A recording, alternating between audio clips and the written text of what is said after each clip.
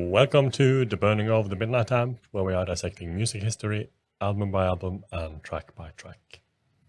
Today we are discussing the second track on David Bowie's Hours album from 1999. It's a track called Something in the Air. And Let's go. I think we're just going to jump into it and have the discussion afterwards. Here we go.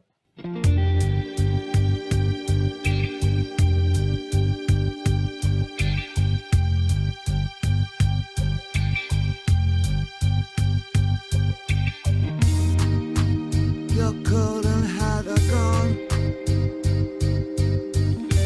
I really can't look at your little empty shell. A ragged teddy bear. It feels like we never had a chance. Don't look me in the eye. We lay in each other's arms. Just an empty space. I guess we lived it out. Something in the air. We smile too fast and can't think of a thing to say. Live with the best times. Left with the worst. I've danced with you too long. Nothing left to say. Let's take what we can. I know you hold your head up high. We've raced for the last time.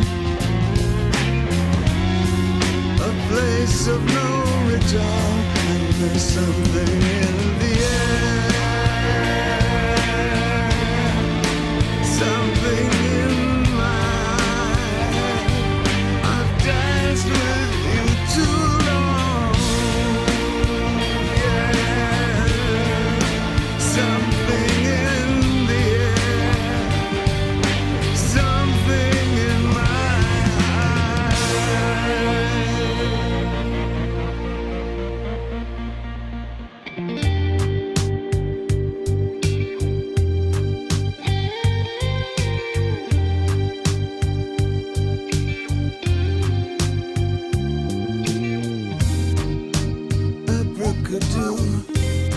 I lose you. We can't avoid the clash, the big mistake. Now we're gonna pay and pay the sentence of our lives. Can't believe I'm asking you to go. We used what we could get the things we want, but we lost each other on the way. I guess you know I never wanted anyone more than you. Lived all our best times,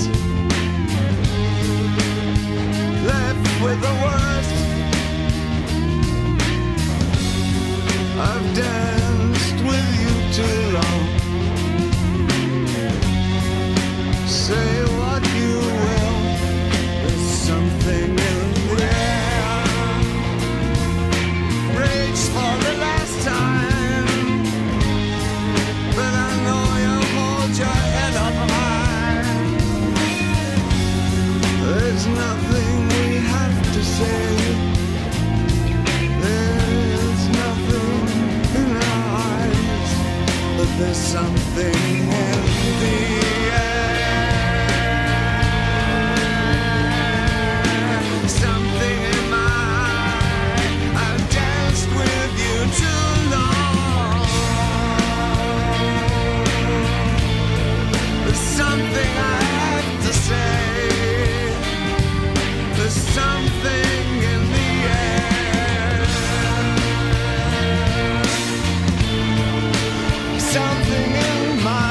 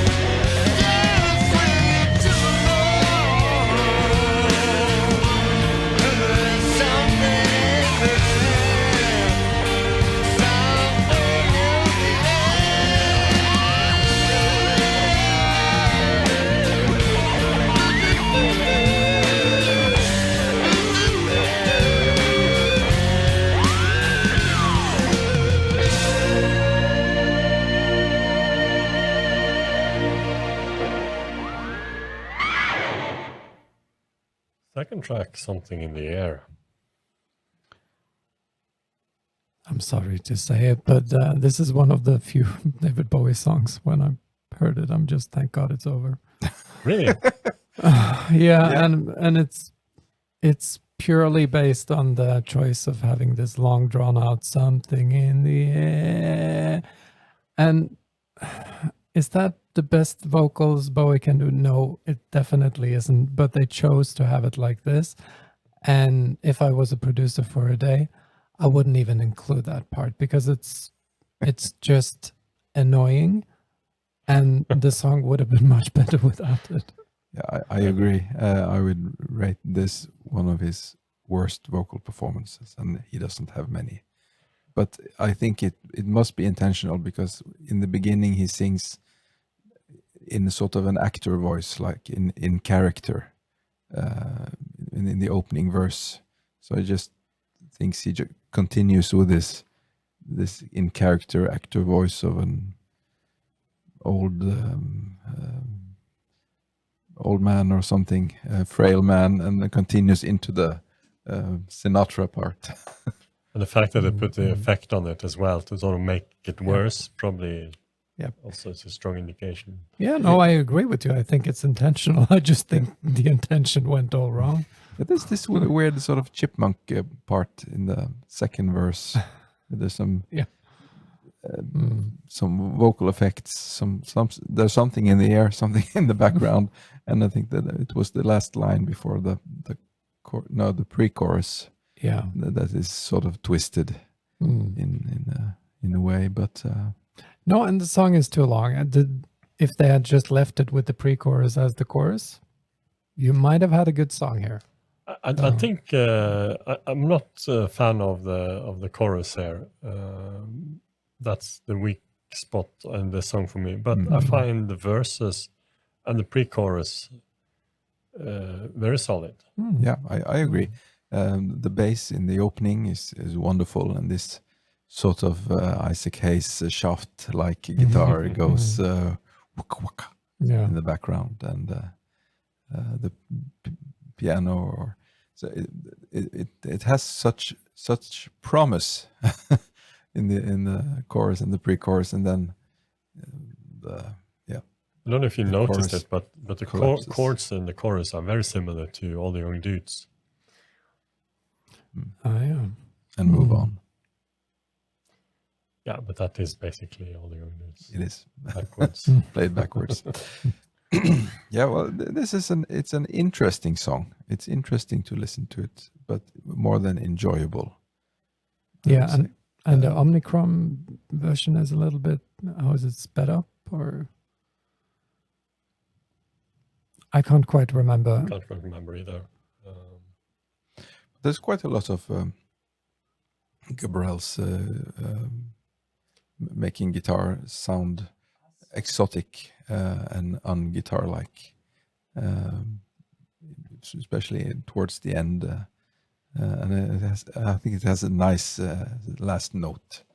Just definitely more rougher around the edges here than on the previous track, Thursday's Child. I mean, apart from the obvious vocal effects and that as well. We talked about the chord sequence, and Nicholas Pegg also mentions resemblance to 7 Years in Tibet in the verses, which is very obvious comparison, I would say. And he also has mentioned resemblance to Space Oddity in the lines, "Nothing left to save, a place of no return." Finally, he mentioned the parts of the lyrics where he sings, "We lay in each other's arms, but the room is just an empty space. I guess we lived it out." Echoes an occasional dream from 1969. And talking about that, it is a song that's talking about the past relationship,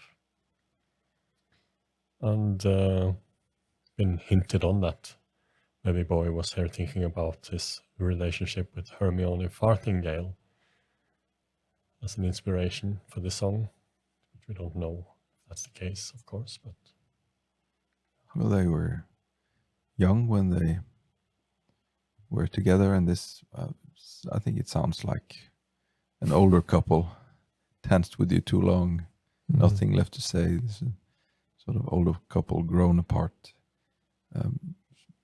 But it tells a story, but it tells a story that is not too specific. It's just some lines that, connect together and give us a situation of someone maybe breaking up, or it sounds like lived with the best times, left with the worst.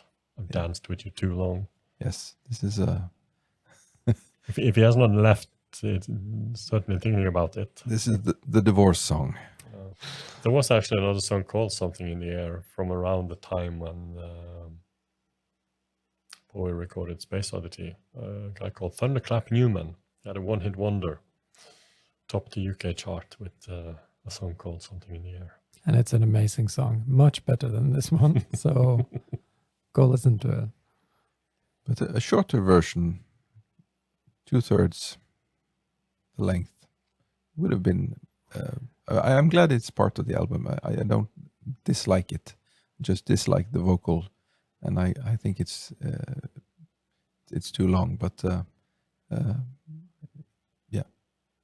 it's an interesting track, and there's a different mix. We'll probably get to it later. That's also equally interesting.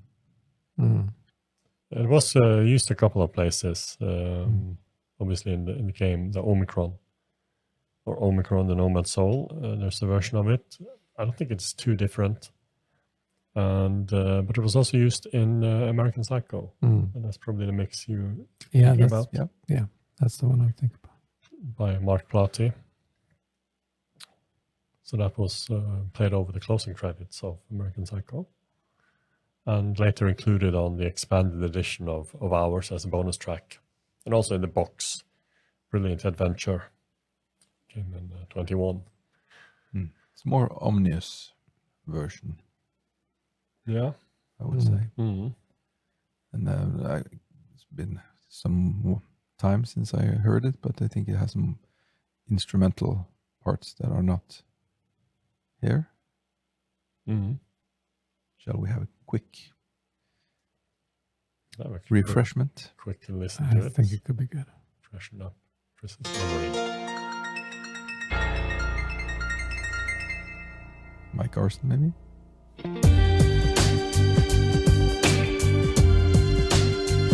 Someone resembling him. Yeah, someone wanting to play like him. Your golden heart are gone. I really can't look at your little empty shell. Sort of reminds me of an instrumental track from around the same time that Mike Garson did with Billy Corgan for the Stigmata soundtrack, which also featured the Pretty Things Are Going to Hell. Yeah. It has a similar beat and some piano. Can't remember the title. It must be Mike Carson playing on top here. You smile too fast and can't think of a thing to say. Live with the best times, Yeah, it really sounds like that. left with the worst. There's probably a Dance with each Mike other. Garson piano solo here somewhere. It's definitely Mike Carson. Nothing left to say. Let's take what we can. But you mentioned the length of the album version, and here it is over 6 minutes long. Yeah. Well, it's a long end credits for the American Psycho movie. They had to fill it out. Return, and there's something in the air. But there's Sadly, they kept this part in.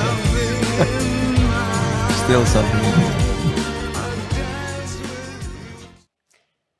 No, Yeah. but all in all, it's maybe a better version. Yeah, I think a better mix. more interesting. It's also one song that I assume he didn't perform much live.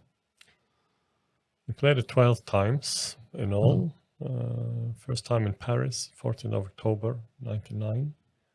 Just a concert that has been released on a live album later. The live album called Something in the Air. Actually, it is called Something in the Air. That's true. And the same live record. No, it's not the same live recording. It's from New York, 19th of November 1999. The Kit Kat Club, which was also released in around the same time, 21. That came out as a B-side to the single version of 7 in 2000. So, yeah. And another place where it was actually used on another closing credit, the album version. Christopher Nolan film. Really? From that Memento. Yeah, Memento.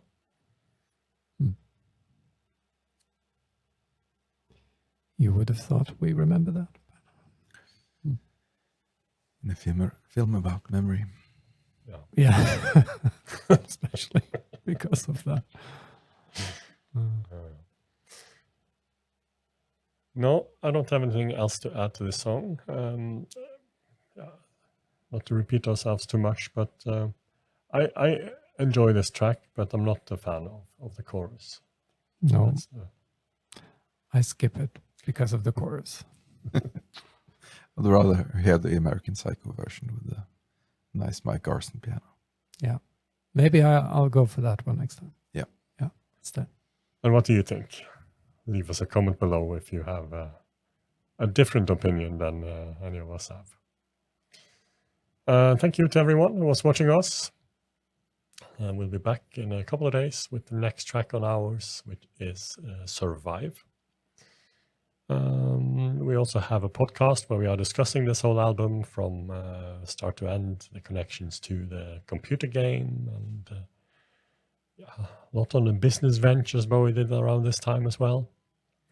And we have a Patreon where you can get access to the full podcast and get early access to all the songs on this album and future albums as well. So until the next track, just for us to say goodbye and have a nice day. Goodbye. Ta-ta.